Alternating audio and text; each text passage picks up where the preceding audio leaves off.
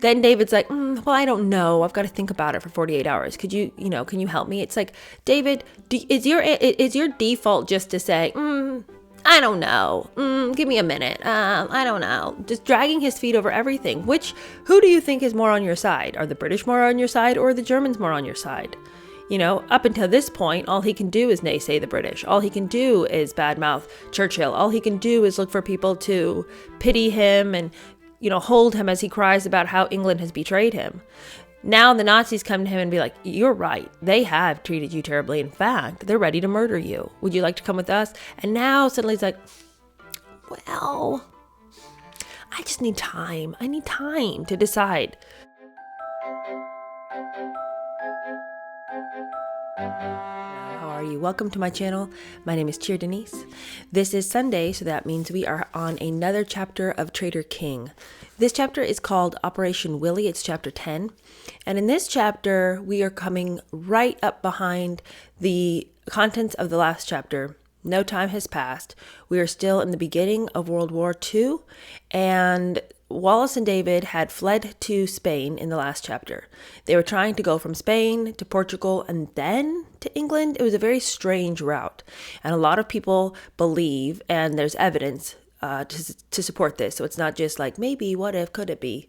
A lot of people believe that the Nazis were very integral in the route that they were taking, trying to get them into Spain, where they could better manipulate David. They knew that David was in a very precarious position emotionally because David had been wanting to get back to England. He kept wanting his family to recognize Wallace. He kept wanting his family to look at Wallace Simpson as equal to them, to have an audience with her, and to publicize that audience. And he wanted a better job. He disliked the job that they had given him as going around and seeing about what was happening in France with the French army and writing up reports about where the weak spots were on the front. It was an annoying job for him because he would do the work and then his reports were basically ignored. But then also he just didn't think it was that important and he stopped doing what little work he had been doing. So he wasn't doing his job. He continued to press Churchill saying, we aren't going to come back to England unless we get an audience with the king, that it's publicized and I get a better job. Also, I'm going to need you guys to do something about the tax situation. So it's a back and forth and a back and forth and a back and forth. All the telegrams going, on and on and on about the subject. That's all that last chapter was, mostly. And of course, Churchill's not going to give in to David on this particular point. No, you can't come in and have an audience with the king and the queen. We're not going to publicize it. We're not going to give you a tax break. And you better start doing the job you were assigned. Because quite frankly, at this point, and it's almost like a court-martial situation. You were given a job, but you're refusing to do it. Insubordination. So that was one theme. The other theme of last chapter was just the revelation of how much David was working with the Nazis in order to plan his future with them. And he soothed his conscience by saying he cared about peace. And that's what he told everybody. I just care about peace. I care about England. I care about the fact that this terrible war is going to kill a lot of innocents. And so it's best to wrap this thing up real quick. And if that means we have to bomb the daylights out of England, so be it. He was totally fine. And many, many people have recorded conversations of him saying, if England has to be bombed, it has to be bombed. We have to cow her into submission so that she agrees to make peace with Germany.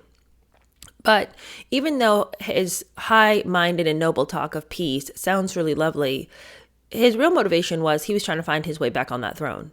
And he was trying to find a way that Wallace could also be queen. And we ended the last chapter with the revelation that it's not just David making these negotiations, but that Wallace herself was making negotiations with the Nazis as to how she could find herself on the throne. It was a shocking revelation. I knew that David was talking to them. We've had that much insight, but this last chapter really highlighted the fact that this is not a suggestion that possibly David was looking on, hoping that offers would be made to him in the event that England fell to Nazi Germany, but rather he was planning with concrete details and quite intricately what would need to happen in order for him to take the throne. And that theme is going to continue on. So we ended the chapter with the Windsors having moved out of the hotbed of Nazi activity in Spain and on into Portugal. But the issue now is that Churchill, in a desperate attempt to get David off the continent of Europe, has decided to give him the appointment as governor of the Bahamas. It's a real slap in the face, honestly, because it's considered a pretty lame appointment. It doesn't even come with a knighthood. For somebody who had ruled nations and an empire, this is really degrading. But it will come with some recognition for Wallace Simpson, and he did care dearly about that. So, I mean, that's sort of how he quiets his heart on this whole thing. He's done right by his wife to finally be able to dig out for her some kind of influence. But in this next chapter, we are finding that though David accepted the appointment, he's really hemming and hawing and shuffling his feet and twiddling his thumbs and lollygagging because he doesn't really want to have to take it. And he's hoping that the Germans can move fast enough that he can just sort of slip over to their side. They're also hoping that he can stave off the necessity to leave immediately for the Bahamas position so they can sort of get their ducks in a row and pull him over to their side. And everyone is scheming and sending telegrams of the most secret content, and everybody is planning and plotting, and everyone's got their own agendas. England is desperately trying to get David to hurry up and get to the Bahamas and don't stop in America. That's their big issue now. Now David wants to go and sojourn in America for a hot second, and they're like, no. We are going to direct you straight to the Bahamas, which was at quite a cost to them, quite honestly. The route that they were going to have to take was going to cost, 7,000 pounds more. And in a day and age when that would have actually meant something, they were willing that his boat should be taken a completely different route just so he could escape the temptation of the U.S. shores. So that's England's problem. Spain and Germany are scheming, trying to find some way to pull David back into Spain so they can keep negotiating with him. And all the different players are rabidly attempting their own plan, and everybody just is frustrated and everybody is angry in each other's throats. It's just, quite frankly, I had no idea that there was this much intrigue and espionage and this much planning going on about how the powers would shift and who would be in charge of what and how they were going to get David to do this and the plans that David was making. It's crazy. It's crazy. I truly had believed the narrative all my life that David had simply abdicated the throne so he could go be with Wallace Simpson, and that they had just gone to go and live their lives and then eventually sort of found themselves in the Bahamas because it was something for him to do with his royal status. I had no idea that the reason that they had taken David and put him in the Bahamas was because of his enormous Nazi sympathies, and not just Nazi sympathies, but trying to ingratiate himself with them for a position of power. It's beyond the beyonds. All right, so that's our setup for chapter 10. Now, this chapter starts out with a bang. Listen here. On July 10th, Peter Russell, an Oxford non, who'd been working for British intelligence since the mid-1930s, flew out to Lisbon. He'd been on standby through June, and an earlier flight had been canceled, but it shows that the authorities anticipated problems with the Windsors to such a degree that they had somebody on the ready to sort of fly down and try to smooth things over and get David where he needed to go. And it's obvious they were going to have problems with David. Everything is a problem with David. He's the most petulant, out of control child you've ever seen. The telegrams back and forth are so pathetic. The fact that any man would cry and complain and whine and fight and fuss like this and have absolutely no authority in his own life. He's constantly complaining to the grown-ups, but I wanted this, and it's very pathetic to see a man groveling and complaining. It's just, well, take charge of your life then. What do you want your life to look like, David? You decided to leave. Okay, so make it. Why do you keep going back to the people who you say you didn't want anything to do with and then letting them run your life? If you're frustrated, David, it's because you're letting yourself be frustrated. Go make your own life. Go make your own existence. I suppose that's what he thought he was doing with the Nazis. But again, he's always looking to an authority figure to give him a handout. Go make your own way in the world. Anyway, this guy, Peter Russell, was fluent in Spanish and Portuguese. And his role was to monitor the couple. And listen to this. I couldn't believe this. Peter Russell was under orders to shoot David and Wallace Simpson if they threatened to fall into German hands during their nightly visits to the casino. They had really decided that was ultimately what needed to be done with these two. We can't reason with them. We cannot help them to see the error of their fractious ways. So it's going to have to be a gun. A gun is what we're going to have to use to stop these two. Shocking. Now, he obviously never had to use this final resort, but the fact that that was on the books and at his disposal as an option really was surprising to me. Apparently, Peter Russell stayed with them for some time. He just sort of followed them about and sort of was their friend and just sort of kept an eye on them. He doesn't really have much more to say, and I really think the reason that Peter Russell was brought into it is just so he could reveal the fact that he'd been given permission to shoot them if need be. Now, the Windsors continued to stay on at the Santos house near Boca de Inferno, the Jaws of Hell. And the Windsors, if you'll recall, were staying at this particular house because supposedly the hotel that they were supposed to stay at just didn't have any room for them. So then this banker said that he'd give his house to them to stay at. But of course, this banker has all sorts of nefarious connections. He's over there making all sorts of deals and negotiating and being friends with the Nazis. So it made perfect sense that, oh no, the hotel is full, but oh, well, you can stay with Mr. Santo. So they go and stay there. And of course, it's always very comfortable. It's just continuation of the former life that they'd had in France, but now they're having it in Portugal. It's a very comfortable house set in several acres of walled gardens with a large swimming pool, the dozen staff, including a chef who had an international reputation. Wallace whiled away the hours playing bridge, and the Duke spent his time playing golf. And there were occasional visits to the British Embassy, and they were entertained by various friends of the Santos. What is this lifestyle? And it's just, of course, this doesn't ring as any sort of relatable lifestyle to any of us peasants. But isn't it all just very medieval that, the king's coming, so everybody better open their houses, open their coffers, spread the table, and entertain them until they finally decide to leave? It's really surprising to me that the Duke was comfortable basically outstaying his welcome wherever he went. Never was he ever staying in his own home to his own accommodations and to the tune of his own money. It's always somebody else's job to serve him, wine and dine him, and at all expenses, give him what is going to be comfortable for him.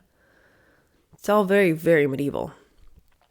Well, still, despite the fact that everybody was laying the table for them, the couple could not relax. Amidst concerns that they might be kidnapped or speak indiscreetly to the press, they were virtually prisoners. They were well aware that they were under surveillance from everyone and surrounded by informers. Bored, angry at the way his country had treated him, the Duke began to drink heavily and was vulnerable to any blandishment that might be offered. And of course, the Nazis knew this. They were deeply embedded in the tale of his woe. They loved to remind him about how he had been so ill, abused and used, and how he wasn't thought of by his family in the terms in which he should have been. They really loved to help him marinate in his troubles. And so they were always a listening ear. Yes, tell me more. Tell me more about how hard it's been for you. And pretending to be the friend that he could cry and, rest his weary head on their shoulder. Well, the British ambassador to Portugal wrote to Ribbentrop and said, the Duke intends to postpone his journey to the Bahamas for as long as possible, and at least until the beginning of August, in the hope of an early change in his favor. He is convinced that had he remained on the throne, war would have been avoided, and he describes himself as a firm supporter of a peaceful compromise with Germany. The Duke believes with certainty that continued heavy bombing will make England ready for peace. Isn't David's callous heart just dreadful to behold? He's over here living in some delusional fantasy that had he been on the throne, none of this would ever happen. But if it had, he would have been able to quickly sort peace out. And then for him to just be like, but you know what? If you guys have to bomb that place, do it because, peace, peace, peace. Enough of this peace talk already. Do you think that we all just woke up out of a delirium and we can't sort out what your true motivation is? We all know what you mean by peace. It means give me what I want at whatever cost it comes to you. The German foreign minister was determined to lure the couple from Portugal, where they were heavily guarded, back to Spain, where it would be easier to deal with them. As Ribbentrop told Stour in a top-secret telegram, at any rate, at a suitable occasion in Spain, the Duke must be informed that Germany wants peace with the English people, that the Churchill clique stands in the way of it, and that it would be a good thing if the Duke would hold himself in readiness for further developments. Germany is determined to force England to peace by any means necessary. And upon this happening, would be prepared to accommodate any desire expressed by the Duke, especially with a view to the assumption of the English throne by the Duke and Duchess. It can't be spelled out any more clearly than this. David was hand in glove with these people. They know it, he knows it, and now it's just a matter of let's get him over to Spain, and from thence we can shuffle him on over to Germany. They had really been embittered when he'd slipped through their fingers and had, waddled on over to Portugal. But he's really not out of their grasp. But that's exactly why they made sure to house him in the home of one of their compatriots, because they want to continue to whisper in his ear sweet nothings about, come this way, sir, come this way. All your hopes and dreams are just around the next corner. Among the friends seen by the Windsors was Don Javier Bermejo, who had been a friend of Ernest Simpson while serving in the British Embassy in the early 1930s, and was a regular visitor to the fort. Aristocratic, lighthearted, and romantic, he had been recalled because of a scandal in 1935, and the Duke had been instrumental in a refugee exchange that had saved his life during the Civil War. So no surprise that he's hanging around the Duke now. Bermejo reported back to the Spanish authorities his conversation with the Windsors. He said the appointment was offensive, that being the one to the Bahamas, but had several advantages. First, official recognition of his wife Wallis. Second, not having to take part directly in the conflict to which he had never been party. And third, to have more freedom to exert his influence in favor of peace. There's that stupid word peace again. Oh, he really truly is delusional if he thinks, I think there's a part of him that really thinks that this is, he's found some sort of nobility in this word. But, if you have to contend with the Nazis in order to find this peace, I think perhaps you don't understand the word peace. The Germans now put their plan into action, that being, how do we get the Duke and the Duchess back over to Spain, where we can more easily manipulate them and move them to our own purposes. Using as intermediaries Spanish friends of the Duke, he was invited to stay as a guest of the Spanish government and offered the palace of the Moorish kings in Ronda. See, they know that if you tell the Duke, hey, come this way and we'll give you the best accommodations of all time, his sorry little ears will perk right up. What? A castle? Well, right then. Now, of course, all of this is going to necessitate the Duke dragging his feet while he is in Portugal. Not about going to Spain, but he's trying to find a way to put off the British, who continue to say to him, all right, are you ready to leave yet? Are you ready? Can you get your stuff together? Let's go. You've got, you got things to do. They're trying to hustle them off of the European continent so that they can get him over to the Bahamas. But David keeps dragging his feet and being like, well, I need to do this first and I got to do that first. And I'm not sure about this part of the deal. His latest time waster is to say that the Duchess forgot to pack some of her things at their house and could a maid be sent so that the maid can collect the things. Also, we're going to need some kind of a list of all of our possessions here in Europe. And we're going to need, somebody to catalog all of our things. And then we're going to need to see that list to make sure all of our things are still there, So we're going to need somebody to go do that. And then they can come back here. And then I can look over the list and make sure that you didn't forget anything. And then at that point, we should be ready to go to the Bahamas. Just outrageously stupid things. Send somebody to your house, have a moving company pack it up, send it to you where you're going to go. No, it's got to be this long, drawn out, well, I'm going to send the maid to go get these pieces, and then we're going to send so-and-so to get that, and we're going to do this. Oh, it's exhausting. The Duke asked the confidential emissary if a maid of the Duchess could be permitted to travel to Paris in order to pack up various objects there and transport them back by van to Lisbon, as they were required by him and the Duchess for the Bahamas. And the Germans were only too happy to agree this safe passage. Oh, yes. Excellent way to waste time. Wallis's maid was given safe passage to Paris to collect various belongings, such as bed linen for the new posting. Of course, she was stopped in Paris by the Nazis so that they could all make it look like, they weren't just throwing the gates open and being like, come get what you need and then you can leave at your free will. Of course, they give the whole negotiating ploy and, stop her and ask her questions and all this. But of course, she was going to get right through. Alec Cadogan was now briefed by one of his intelligence agents in Lisbon. Basically, what he had to report was that the Germans were working their fingers to the bone in order to make sure that David came back, that David would be given what he wanted. And here's a packet of what we are prepared to offer you, basically being slid across the table to him. And the desire of the Germans to please the Duke and the Duchess of Windsor was absolutely marked and evident, Cadogan reports.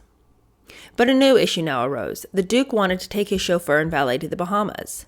He can't exist without them. But the War Office took issue with this because they had already refused the same request when Lord Athlone of Canada had wanted the same.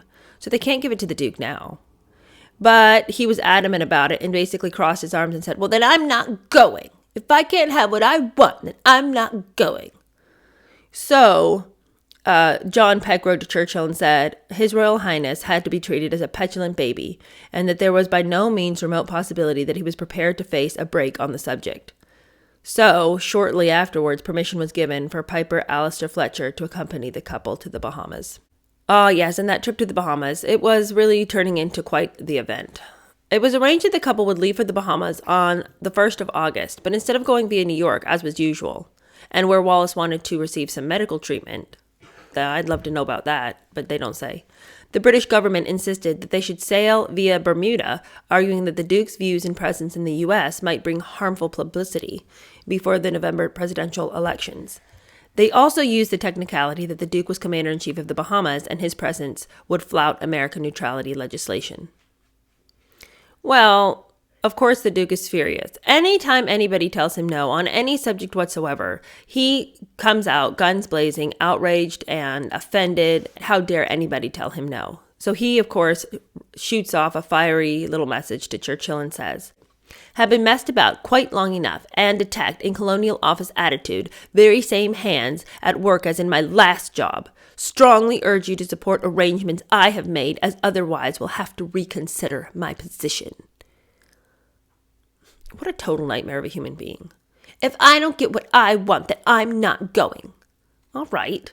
It's like you do realize there's somebody stationed right outside your house that is prepared to shoot you lest you make the wrong move. So I would suggest that you just come on and set aside these petulant and babyish attitudes.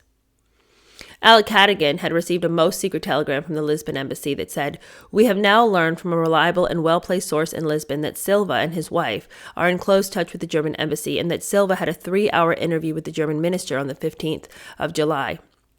Silva being Santos Silva, the guy whose house they were staying at.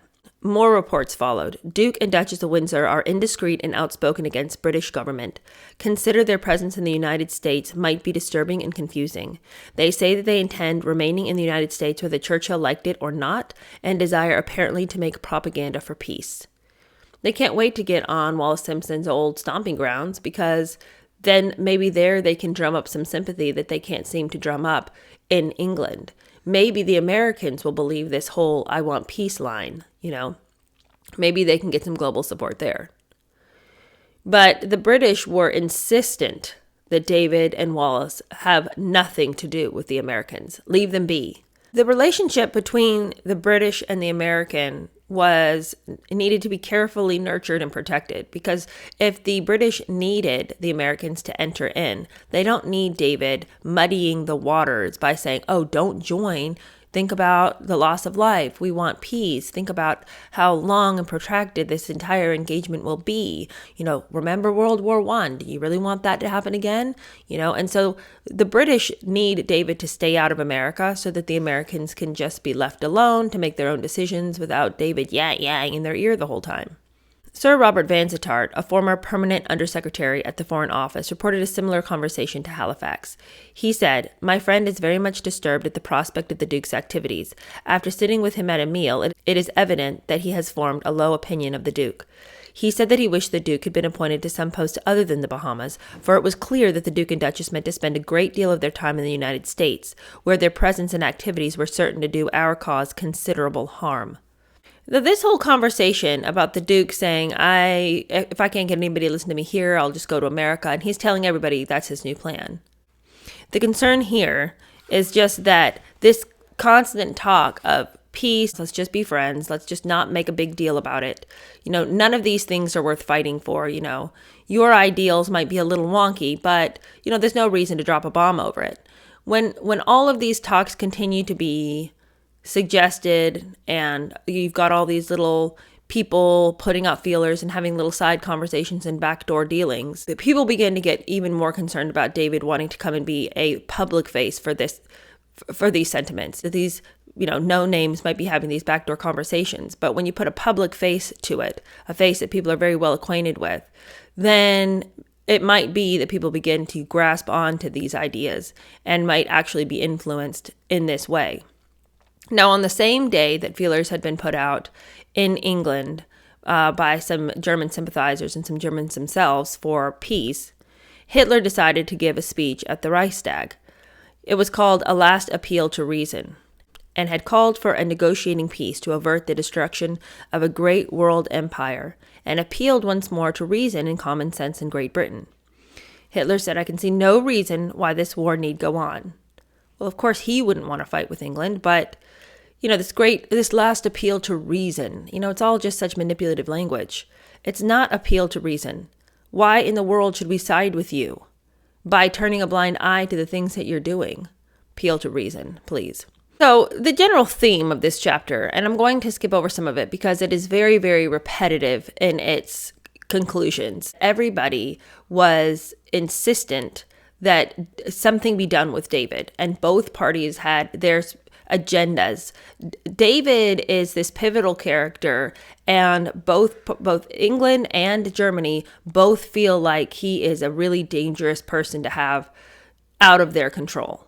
So it's like the great game is what it is. Neither of us like this little man, but neither one of us are willing that the other should side with him. So, it's this pull and this tug and all this. Meanwhile, David, what of David? What's David doing while all the bigger players are working at his behest? According to the Portuguese Secret Service surveillance records, the Duke, who asked for his police protection to be removed at one point, was an active player in the plot, using his car to ferry the conspirators around, allowing them to meet at his house, engaging in a constant shuttle between the German, Spanish, and British emissaries in Lisbon, and portrays a man in a state of agitated indecision. On July 24th, the Duke told the Spanish ambassador in Lisbon that he was ready to return to Spain. The following day, the Italian minister radioed to Rome that the Duke had applied for a Spanish visa and told a friend that the king had demonstrated much feebleness. David will tell anybody anything as long as it elevates their idea of him, even down to deriding his brother, to be talking about how his brother has shown much feebleness. And even the fact that he would be ready to return to Spain, knowing full well what awaits him and who wants him there. It's, the king has shown feebleness. No, David, you are showing feebleness.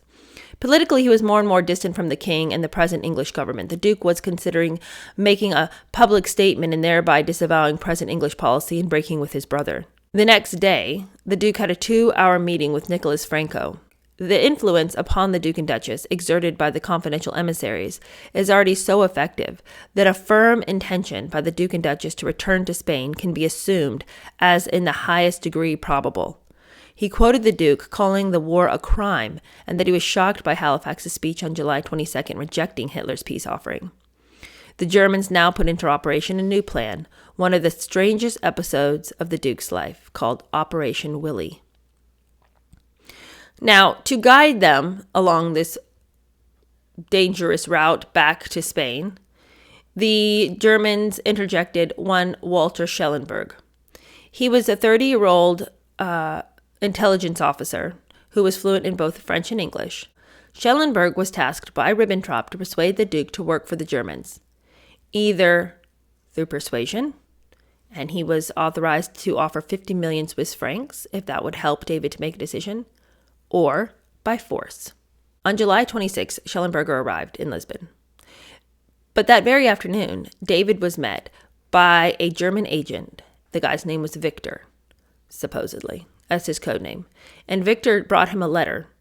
And the letter claimed that unless the couple left for Spain, they would be murdered by British intelligence, and that they should agree to be escorted to Guarda, a village 150 miles northeast on the Spanish border. The Duke asked for 48 hours to think it over. Even this is crazy. Okay, so, he's hemming and hawing about, do I go to the Bahamas? And then he's hemming and hawing when he is approached by a German agent that says, you better make a quick decision because they're getting ready to murder you. So, we will save you and we'll get you over to Spain and we'll protect you. You're becoming too big of a problem for the British. But then David's like, well, I don't know. I've got to think about it for 48 hours. Could you, can you help me? It's like, David, is your default just to say, I don't know. Give me a minute. I don't know. Just dragging his feet over everything. Who do you think is more on your side? Are the British more on your side or are the Germans more on your side? Up until this point, all he can do is naysay the British. All he can do is badmouth Churchill. All he can do is look for people to pity him and, hold him as he cries about how England has betrayed him. Now the Nazis come to him and be like, you're right. They have treated you terribly. In fact, they're ready to murder you. Would you like to come with us? And now suddenly he's like, well, I just need time. I need time to decide. He's like the person in your friend group that will badmouth whoever just depending on who they're sitting with. David Eccles flew back to London with dispatches furnished by Franco's brother, and they confirmed that the Duke was planning to return to Spain, even though he was sort of dragging his feet on it. They were trying to get him to agree, and he would sort of play the hand for a peace conference in which the Germans would see that he got the throne. The British decided that they better dispatch Old Trusty Monckton. And also, with Monckton, a letter was sent from Churchill. It said, it will be necessary for the governor of Bahama to express views about the war and the general situation which are not out of harmony with those of His Majesty's government. Many sharp and unfriendly ears will be pricked up to catch my suggestion that your Royal Highness takes a view about the war or about the Germans or about Hitlerism, which is different from that adopted by the British nation in Parliament. So Monckton was able to calm David down enough to remind David, look, you're still part of this royal family and you have a job to do. That includes not siding with our enemies.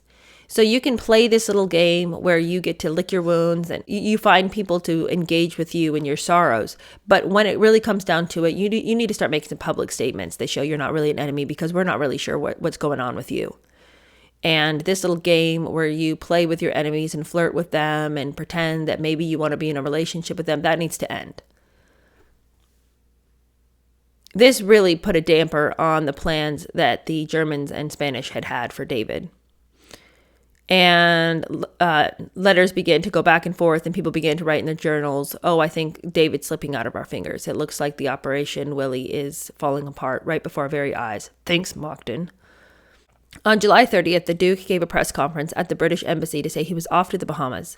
Ribbentrop now decided that there was only one option, to abduct the couple. The following day, the Duke saw Don Nicholas Franco, who reminded him that the moment may come when England will feel the need to have you once more at her head, and therefore you should not be too far away. Yet the Duke declared he wanted to proceed to the Bahamas. No prospect of peace existed at the moment. Further statements of the Duke indicated that he was nevertheless already given consideration to the possibility that the role of an intermediary might fall to him. He declared that the situation in England at the moment was still by no means hopeless.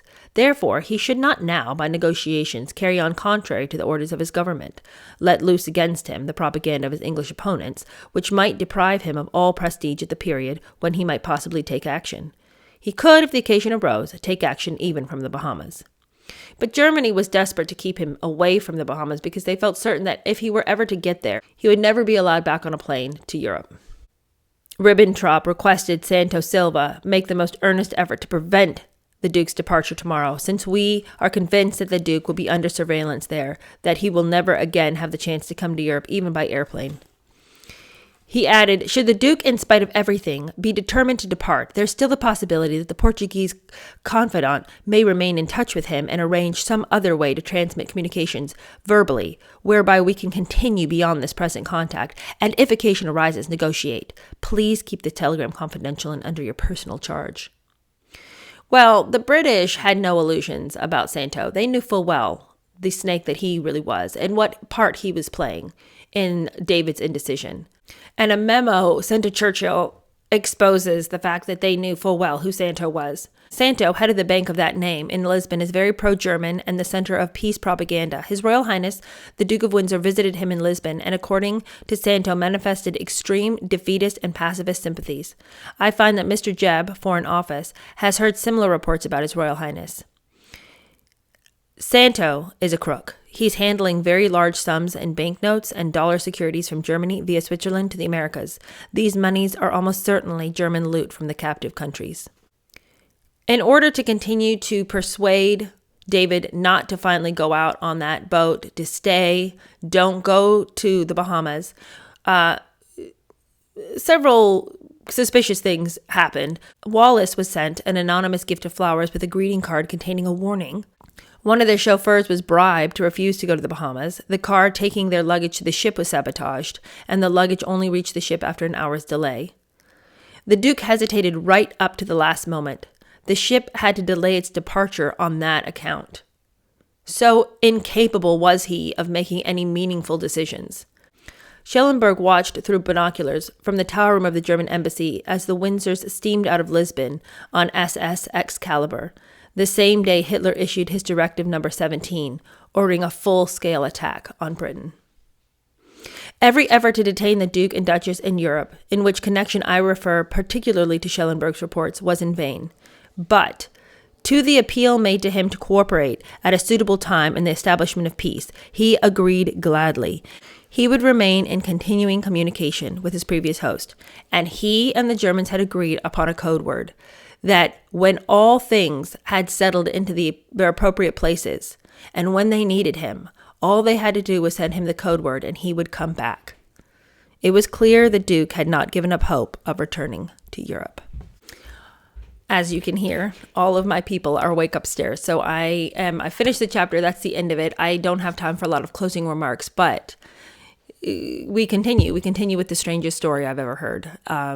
And I certainly just had no idea that all of this was going on. And I really had no idea that David was such a terrible person. Who knew? See you next week.